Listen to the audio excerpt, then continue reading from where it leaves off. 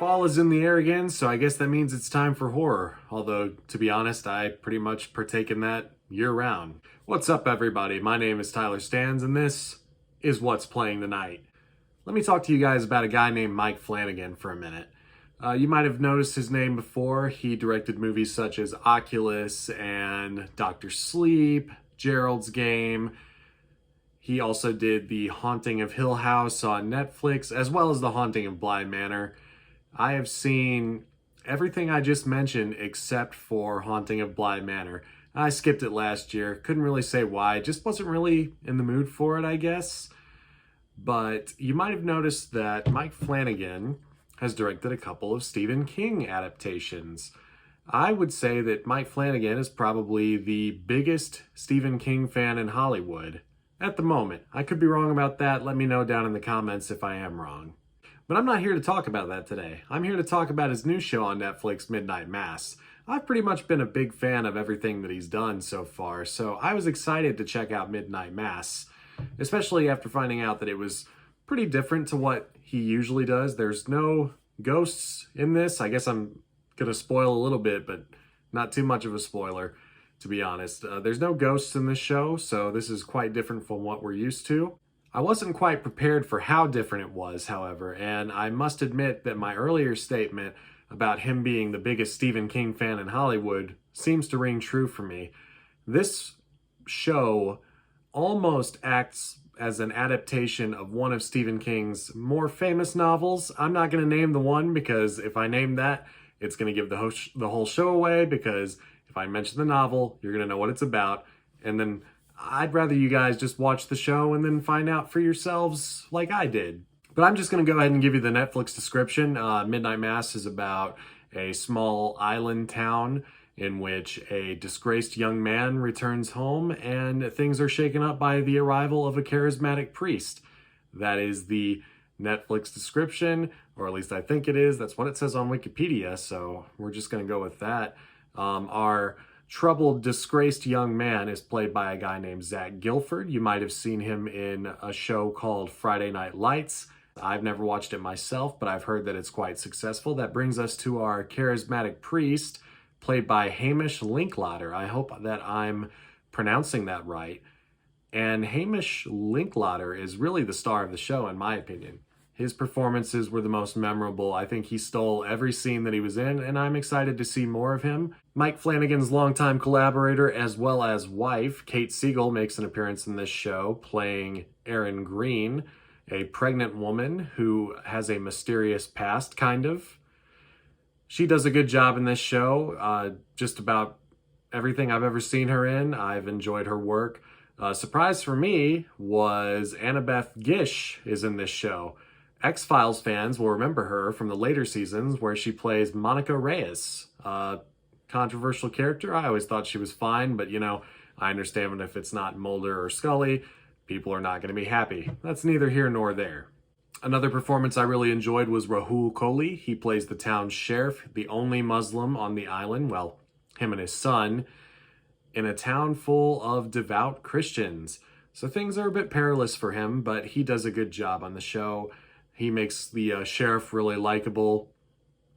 It was a good performance. Mike Flanagan's longtime musical collaborators, the Newton Brothers, returned to compose this series as well.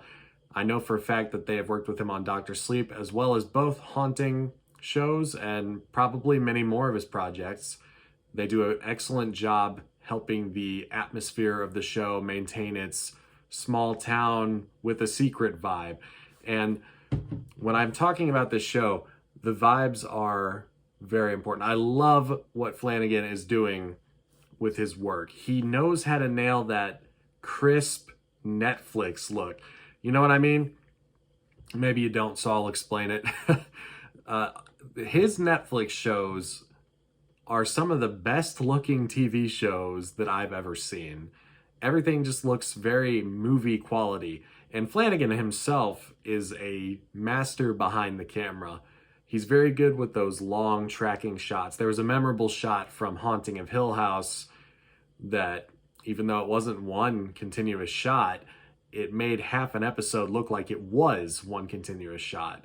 And once again, In Midnight Mass, the camera work is just top notch. So some of the themes for this show are faith, fanaticism, and redemption. And from what I can tell, this show was one of the more personal ones for Mike Flanagan. This seems like the show that this seems like the story that he's been wanting to tell for a long time.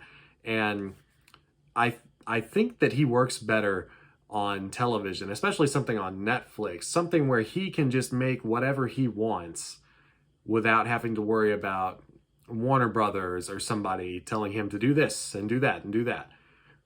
So for this show, he had full creative control, and it kind of shows. What I mean by that is there is a lot of talking in this show. It is a slow burn. I think most of it is good, but this is one of the few instances where I think maybe someone should have went up to Mike and been like, hey, let's trim this. Let's cut this down. We've had a couple of monologues already this episode. Maybe we don't need an eighth one. But I think most of it works really well. Like I said, all of the actors on the show are giving it their all, so it never comes across as hokey or bad. It's just plenty. So in conclusion, I think Midnight Mass is really good. I think everybody should go and watch it. I enjoyed my time with it quite a bit. I binged it all in one sitting, which is not something I do very often nowadays. But here we are. If I have to give it a rating, I'm going to go ahead and give Midnight Mass the full 4 ties, as well as the Tyler Stans seal of approval. So I wanted to let you guys know that the Witcher video is recorded and in the process of being edited. That is a review of season 1 of The Witcher. It's on its way. I just wanted to put this video out first because the show just came out. People are talking about it and I want people to watch it.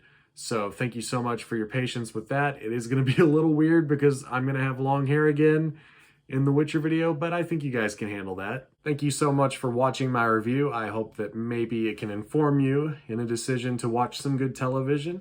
If you like the video, consider liking the video. If you like me, consider subscribing and even clicking that bell icon so you see whenever I upload the next review. Let me know down in the comments what your favorite Mike Flanagan project is, or if you liked the show, and I will see the rest of you guys later. Until then, I'm Tyler Stans, and this has been What's Playing Tonight. Have a good evening or morning.